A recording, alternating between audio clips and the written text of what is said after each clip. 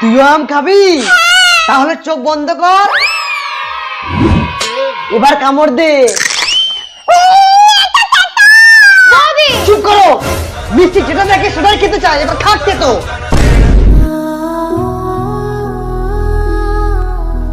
চল মিষ্টি। মিষ্টি খুব তেতো লাগছে, দাঁড়া, এর প্রতিশোধ তো আমি নিয়েই ছাড়বো। এত সুন্দর সুন্দর ড্রেস মোটা হওয়ার জন্য পড়তেই পারছি না।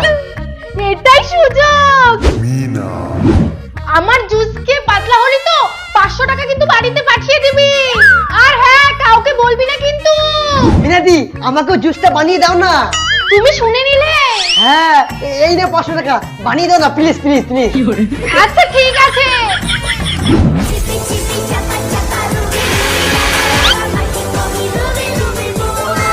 বৌদি এই নাও।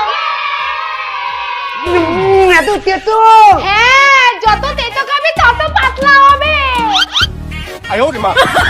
কি ঠিক আছে তো?